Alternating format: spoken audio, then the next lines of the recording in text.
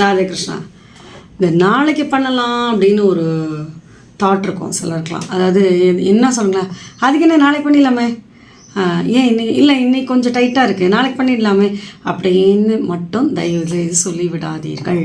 நாளை செய்வோம் என்று நாளை செய்யலான்னு நம்ம சொல்லிட்டோம்னா நம்ம அவ்வளவுதான், அந்த அந்த நினைப்பே அதை கிடப்பில் போட்டு விடும். அதனால் எதுனாலும் அப்பயே முடிச்சிடணும். என்கிட்டே என் கணவர் கேட்க வந்துட்டு, ஏன் நீ நினச்சா உடனே செஞ்சணுமா, அது அப்புறமா பண்ணக்கூடாதா? ஜஸ்ட் ஆப்போசிட்டாக அவர் கேட்பார். எப்பயுமே எனக்கு அது அப்பப்போ முடிச்சிடணும். உடனே நான் ஒரே ஒரு விஷயம் தான் சொல்லுவேன், நாளைக்கு நான் இருப்பேன்னா எப்படி இருப்பேன்னு கூட தெரியாது.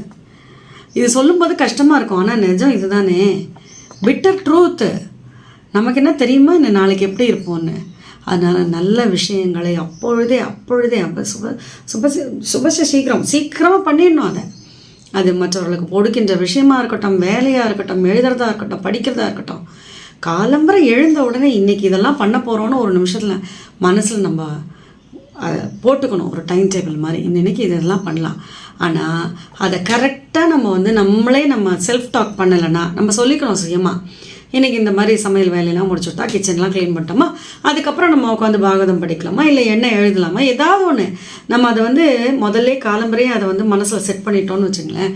அதுக்கப்புறம் நாள் நேரம் போக போக போக போக நமக்கு அது மனசில் சொல்லிகிட்டே இருக்கும். நம்ம பயோ கிளாக் தானே, இல்லையே நம்ம இன்னும் படிக்கலையே, நம்ம இன்னும் பண்ணலையே அப்படின்னு நமக்கே அது இன்டியூஸ் பண்ணிகிட்டே இருக்கும்.